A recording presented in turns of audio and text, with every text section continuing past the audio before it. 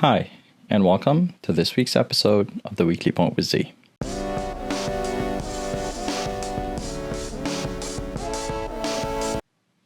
Before I start with this week's episode, I wanted to give a big shout out to all of the Iranian women down the streets in different parts of Iran right now, demonstrating against the regime in Iran, defending their rights and the rights of their countrymen and compatriots. And I wanted to give a big shout out to the legions of Iranians that rose up time and time again over the last few years, all of the women, men, and children who rose up against the regime in defense of their rights and the defense of the rights of all of the Iranians, all the Iranian people, along with those who rose up in other parts of the world, in North America and Europe, to call for more freedom and democracy in Iran. Now, I don't know if you could tell, but the topic of this week's episode and maybe the couple of weeks to come will be about Iran, its role in the Middle East, its history, its rich history, its contributions to the Middle East, and the role it was meant to play versus the role that the Iranian regime pushed it to play.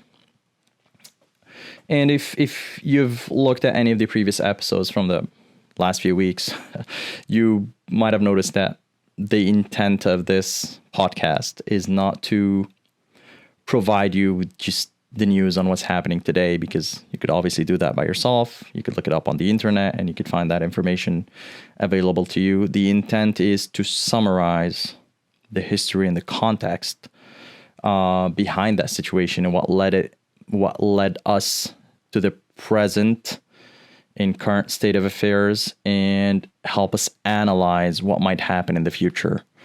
So this is the intent of this podcast. It's not to report current events. It's more to analyze the context or the history behind those events and provide a forecast or an estimation or some sort of analysis for the future. Now, our story starts a little over 1,400 years ago. It starts with the period immediately before the Islamic conquest of Iran or Persia. And it will help us kind of center our thinking about the situation that led to the establishment of Iran as an Islamic state, and how it evolved throughout history, and how then we got to the situation we're in today, and where that has led us to. Now, it's not a critique of the Muslim conquest of Iran. I'm not saying that was a bad thing. It's also not a critique of Islam in general, or Islam in Iran to be specific, or any factions of Islam. It's just an analysis and just to provide historical context. So this is not meant to insult anyone. It's just meant to engage our thinking around this situation. Now, if we go back in history around 1,500 years ago, or 1,400 something years ago, you got Persia, ancient Iran, which was a superpower in the region, and you got the Byzantine Empire, or Eastern Roman Empire, which was another superpower in the region.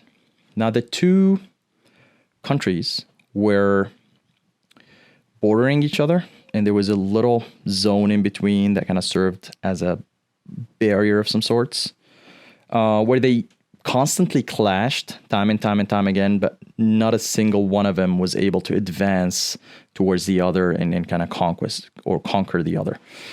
And this has always been the case throughout recorded history. You got Persia on one end acting as a superpower, and then you got some other nation at the other end acting as a superpower as well, probably in the Eastern Mediterranean, probably aligned to a wider nation that spanned the Levantine part of the Middle East and then Europe.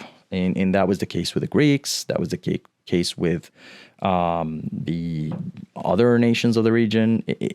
That came after that. You got the Greeks, Romans, you got the Byzantine, you got the Crusader kingdoms, you got other nations that were kind of part of that wider Mediterranean European nation, European/Arab Levantine nation that was always in constant war with Iran or Persia, ancient Persia.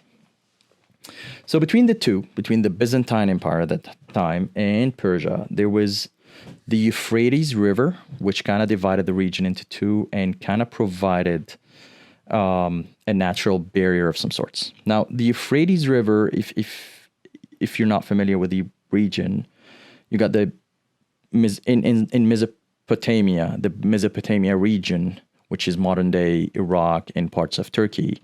You got two major rivers. You got the Tigris River and the Euphrates River, and that's where the region where civilization, kind of one of the earliest civilizations developed in ancient history. But anyway, you got the Tigris River and the Euphrates River. The Euphrates River kind of runs from the mountains in eastern Turkey and goes, or the Caucasus, and goes down all the way to Iraq. And it kind of goes into the Persian Gulf or Arab Gulf, depending on how you want to call it. But it goes down all the way from Iraq and then goes all the way down to the Persian Gulf. The Euphrates River was very heavily defended in the Caucasus. So the northern region that separated the two nations was very heavily fortified. So that left the southern region, which kind of spanned the basin of the Euphrates River and Tigris rivers, and the wider Syrian / wider Arabian desert. In that region existed two client states. There was one in the west, which went all the way from the Levant area of the Byzantine Empire, spanning the Syrian desert. So it kind of encompassed the wider Levant region with Syria, Lebanon, Jordan, Palestine, Israel, and parts of Turkey. And that client state was ruled by it was the Arab province of the Roman Empire back then, and then it became the Arab province of the Byzantine Empire.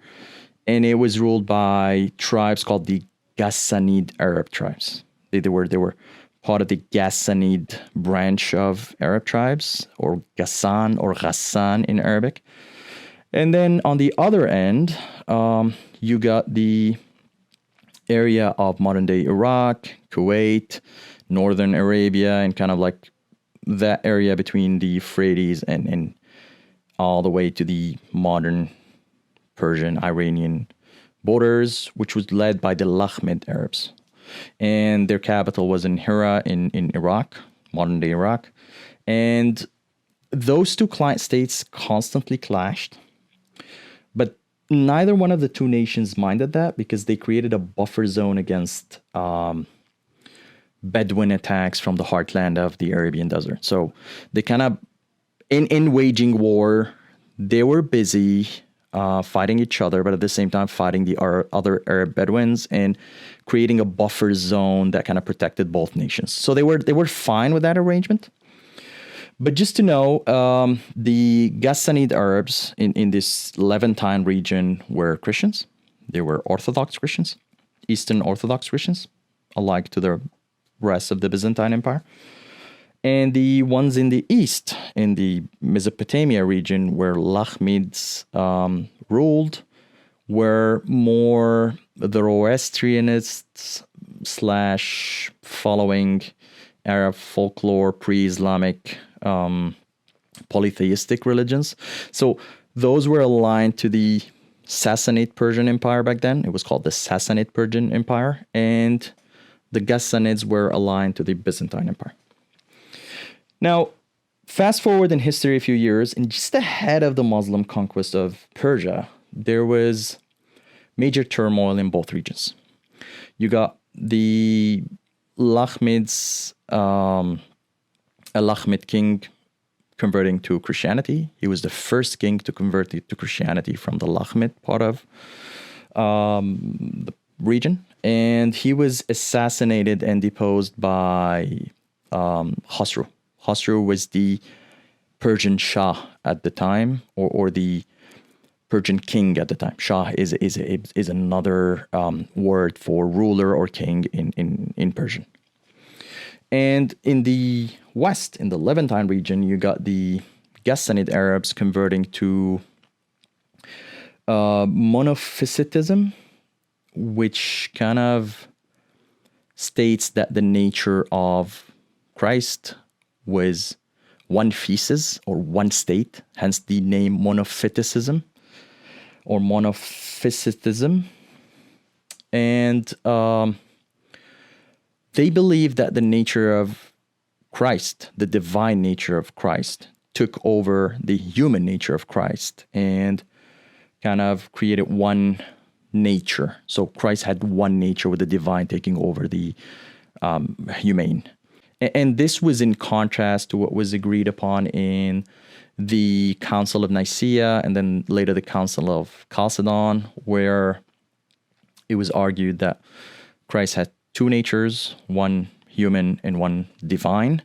So they were seen as heretics by the Byzantine Church, the Eastern Orthodox Byzantine Church, and they were persecuted, they were oppressed. So there was an Arab revolt in that part of the empire.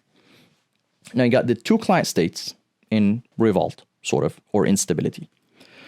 Add to that the Sassanid Empire was in decline as well, the Persian Sassanid Empire. It experienced a lot of events time after time after time that kind of led to the deteriorating instability in the kingdom or the empire. You got Khosrow, who was assassinated. And again, Khosrow was the Shah back then, or the king. He was assassinated, and upon his assassination, many princes and princesses, many of the nobility vied for power, and you got an exchange of power between 10 kings and queens over a span of 14 years.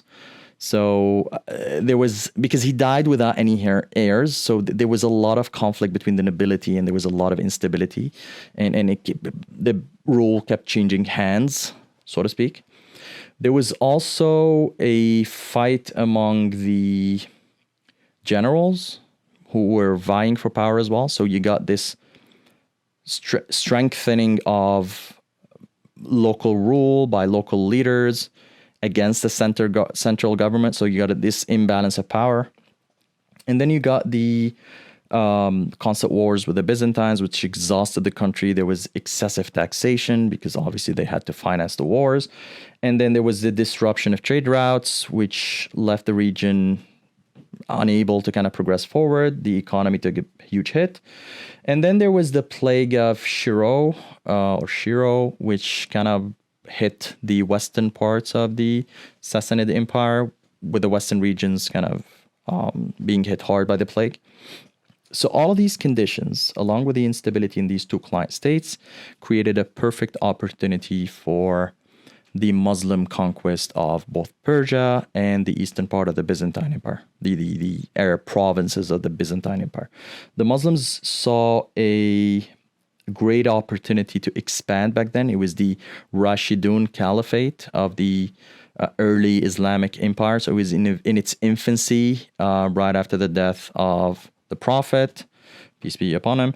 And that led to this rapid expansion and conquest of these regions.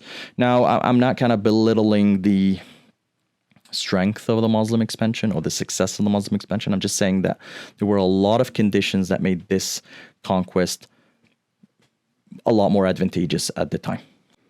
So after the Muslim conquest of Iran, Iran became a center for scholarly learning for Sunni Islam.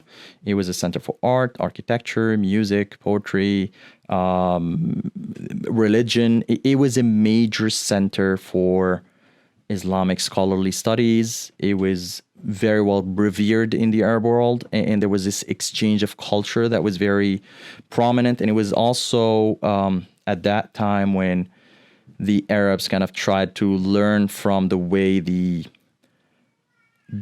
empire was administered and mixing that up with the teachings of Islam to kind of provide that hybrid kind of model where you got good administration that is compliant with the religion.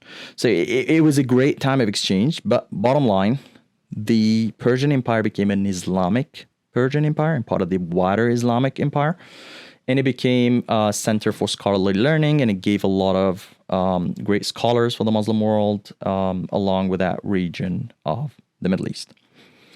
So this is what I wanted to provide in this week's episode. Please tune in for next week, where we talk about the conversion of Sunni Iran into Shia Iran and the decision by Ismail Shah, who ruled Iran a few years later, to convert the country and put it on a different trajectory that kind of led it to the position it is in the Middle East today. Thank you, and I'll see you next week.